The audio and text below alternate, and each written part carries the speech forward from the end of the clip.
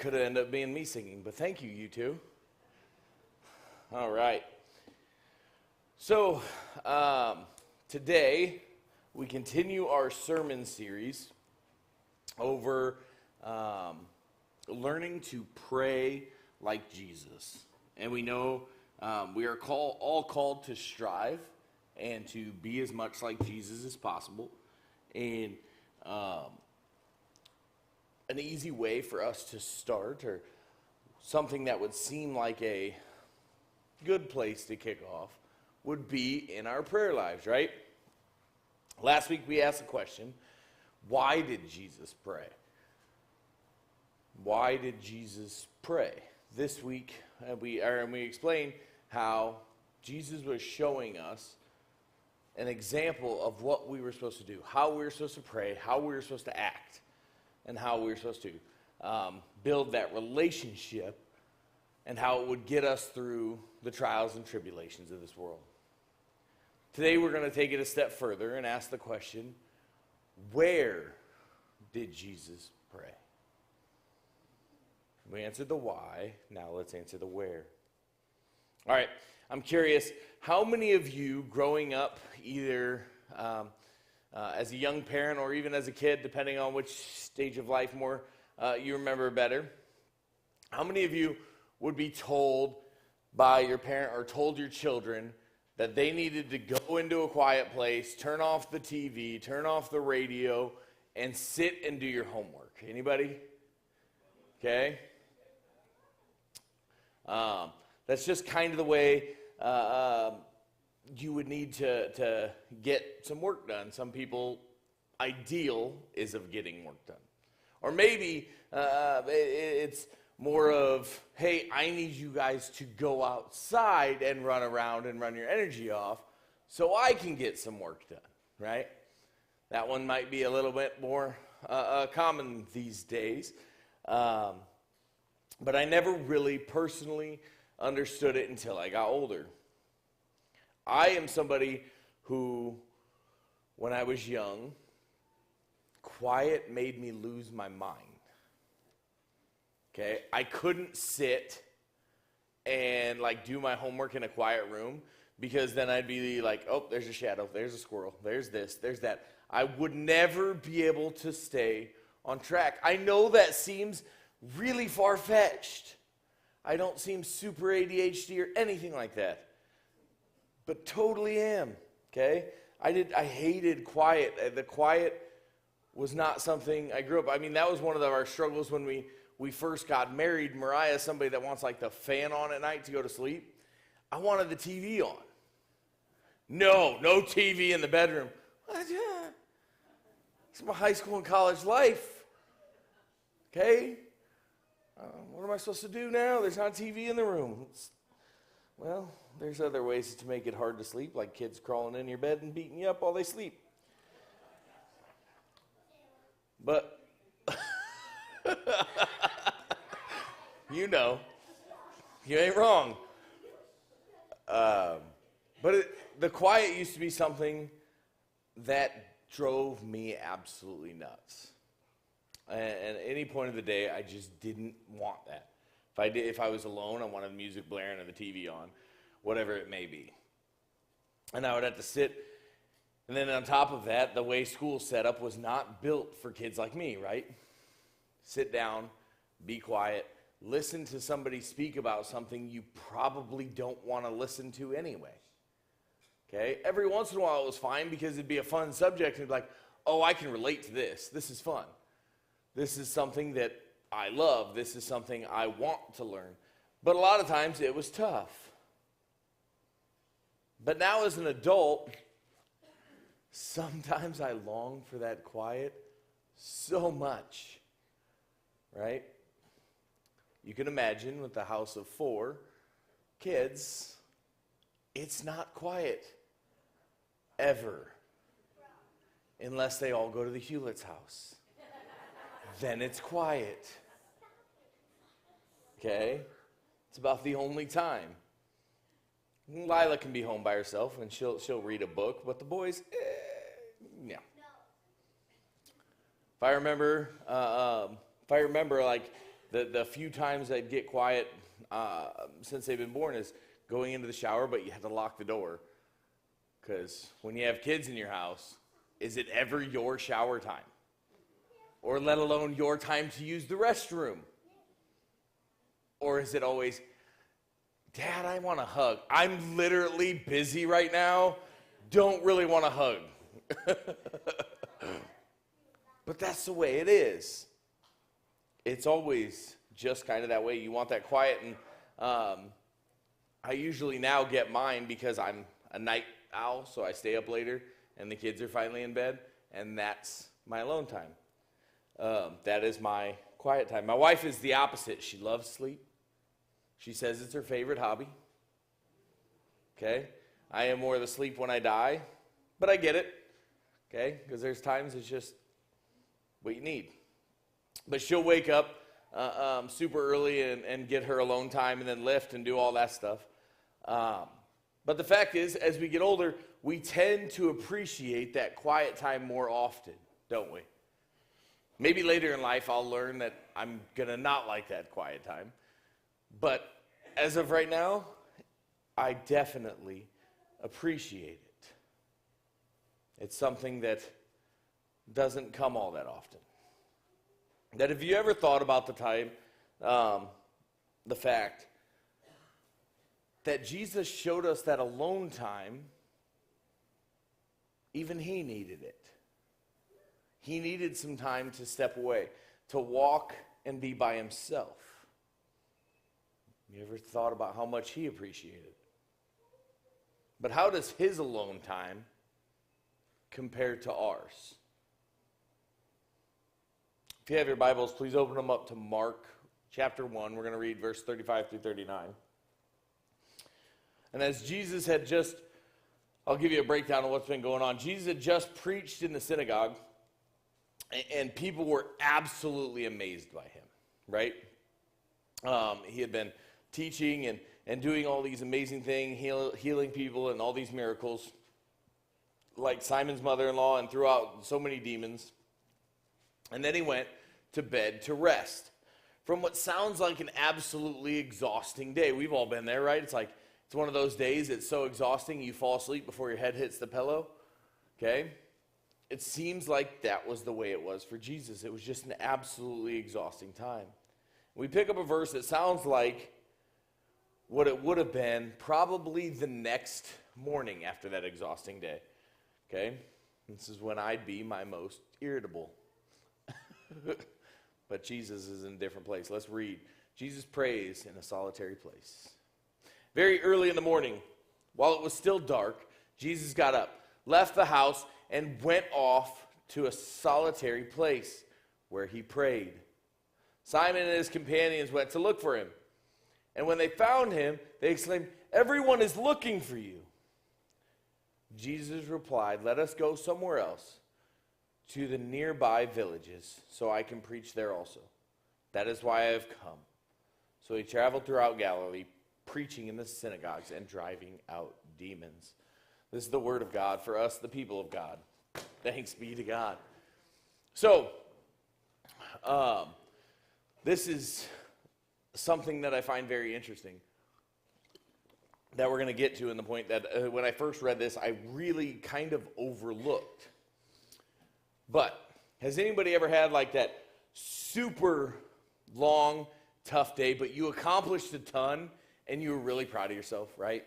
You have one of those days every once in a while where it's like, man, I'm exhausted, but did I get some work done? It felt good. I accomplished a bunch. I want a pat on the back, okay? If you're like me, a words of affirmation person, you might get excited to go into work the next day because you wait to get the, hey, good job from your boss or the pat on the back. And in college football, is when we really started to watch film, right? And you always wanted to go in that next day and like just hear the, hey, great job. Okay? But our team was really good. Okay, we went like 12-1. So we never got to watch those plays. It's like, yeah, we did that one good. Next play, that's what you did wrong. This one, come on, man. Like 45 plays and you pick out the one I did wrong. Yeah, well, I want you to be better. So not exactly the best place for that, but you were excited because your teammates at least would see it. And you guys would talk to each other, and it was awesome. Or even as I worked my way into the church world. At Shueyville, I was the youth pastor, and the token youth pastor, what your job is when the pastor's on vacation or frankly just doesn't want to preach that week, it's your job, okay? And so it's like, hey, I'm taking vacation this week, so Mike, you're preaching. Okay. Don't get to choose your topic. They just give it to you. It's like, awesome. So I remember one of the first times I preached, and there it took a lot out of you. I know it doesn't seem probably like preaching takes a ton out of you, but at Shueyville it was 3 services, okay? So it was 8 o'clock, which is never my best service. Again, not a morning person. You want to go 8 o'clock at night, I can probably rock it, okay? 8 o'clock in the morning, no. But we had 8 and 9:15 and 10:30, okay? So by noon, I was out, cold. But one of the highest compliments came from this elderly lady that was in the service. She was kind of one of the longest serving members, and she came up to me after, and that's where I got I don't know if you guys traditionally shake hands, but that was a big thing at Shueyville. Like everybody wanted to do that, so you had to go out and do that. So it's just what I'm used to. She came out and she's like, "Pastor, that was pretty good." And then just kept going. And that doesn't seem like a big deal from her. That's a lottery ticket, man. Because I watched her come up to pastor and be like, I didn't understand any of it. Well, next week it's, yeah, that was nice, I guess. Bye. She was very gruff, but she always spoke her mind so you knew where you stood. So when she came and said pretty good, you should have saw the guy's face behind me. He's like, what just happened? I'm like, I don't know. I wish I played Powerball, though. It was crazy.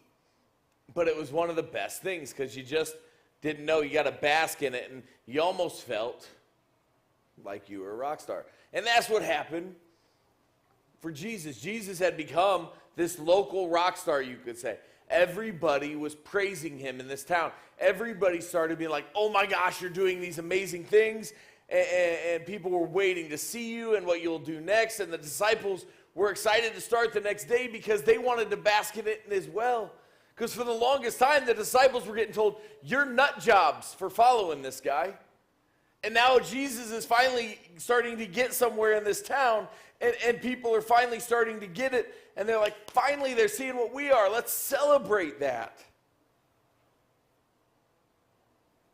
And Jesus, rather than soaking up all of that and going out and just basking in his own glory, does what? He goes out to his Father. What do I do now? What do you want me to do next? He went out to get where he truly got re-energized, because ultimately the world will praise you one second and yell crucify you the next. But Jesus knew that God would always be on his side. So he went to get where he could get truly energized. Has anybody ever done that when you need the energy? Not just look for the praise, but go to God for it. Go to God for the energy to get through something. Just take time away and say, okay, God, this is you and me time. As someone, for me, who is distracted very, very easily, it's not easy for me to do. I have very limited places that I can block out the noise. So many times I want to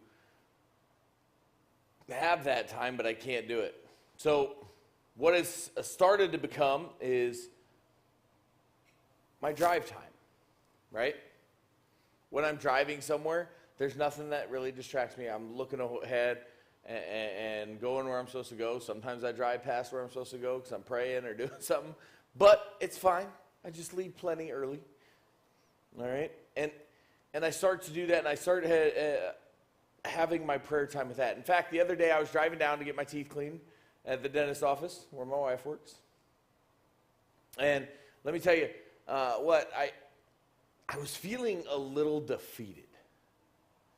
I was having one of those days, right? It hadn't been the best week, and I was just feeling like I was fighting an uphill battle that I couldn't win against this culture. I felt like everywhere I turned, that I'd see people fighting about something or worshiping money or politics, both inside and outside the church. People putting themselves before others, and constantly, and bad enough, they're putting themselves and their priorities before God's. And it was driving me nuts.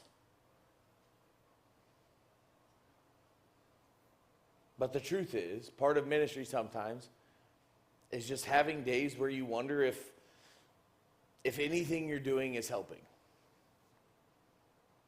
If there's any point to keep doing it, right? There's so many pastors I know that eventually got to the point that were like, to work this many hours, I could go work at a factory and get paid double time or time and a half and make twice as much and not take it home with me. So I know it's not an uncommon way to start to feel from time to time.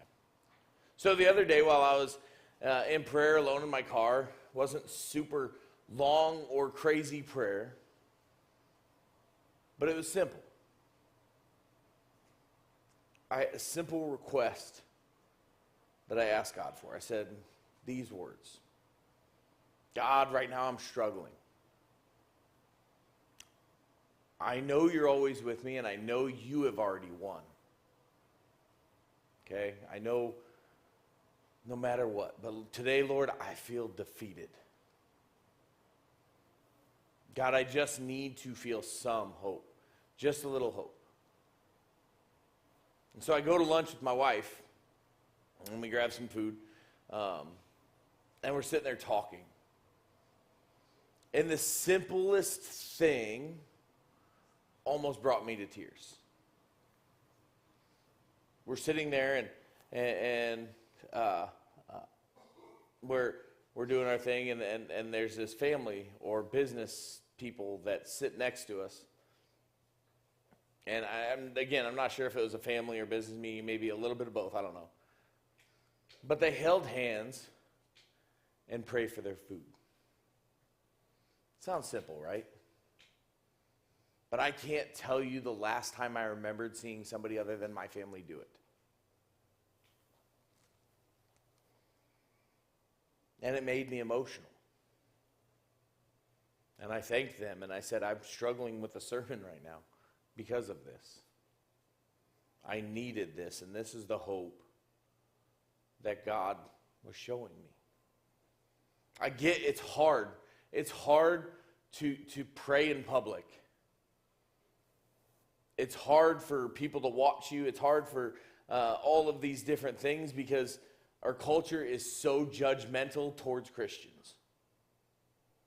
Because the world doesn't agree with much or anything of what Scripture says anymore. And people who have faith are mocked and persecuted. Okay? Worldwide. Just like Jesus told us, though, it would be. He told us we would be persecuted, but I do feel like it's become worse lately in the U.S. Christianity is under attack, but God showed me hope. That there are people who still pray alone. There are still people that pray with their families in public. There are still people who are unashamed of the gospel.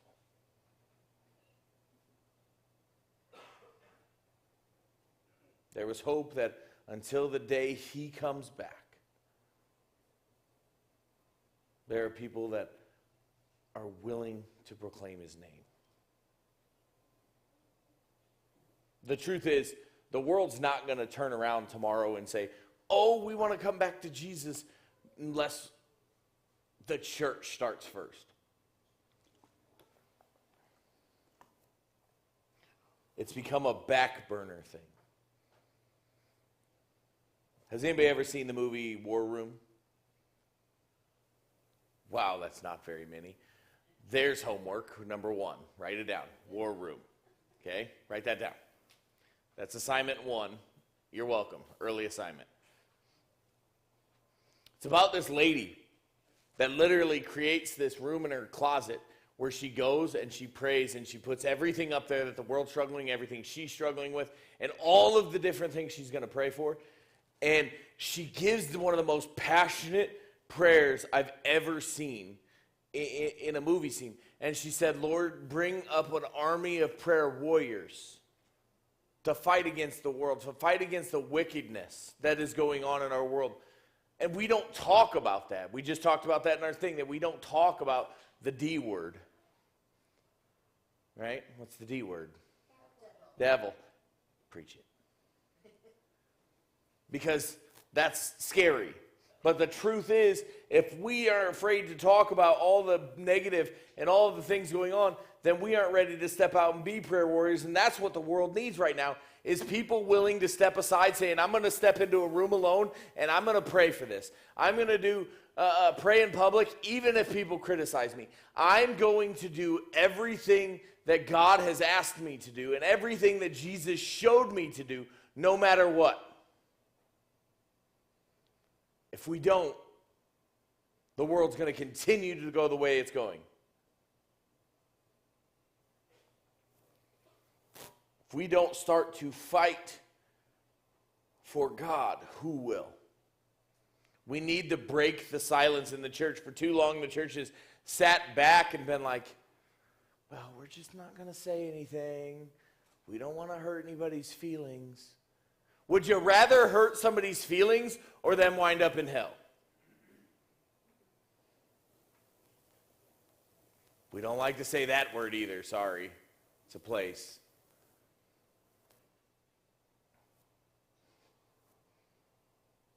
God has called us to pray and break the silence and preach hope in the lives of everyone around us. But first, we must prepare our hearts by praying to God for what is ahead, what's coming. We have to know it isn't going to be something we receive praise for either. Quite the opposite. Jesus knew that. Jesus knew that as we're preaching and we're praying and we're hoping for this stuff, that people would stand against us and will be persecuted. But real change doesn't happen easily. Jesus knew that, because when the disciples came to him and they told him, Jesus, where have you been? Everyone's looking for you and excited to show more of what you can do. Jesus doesn't fall into that trap, and either should we.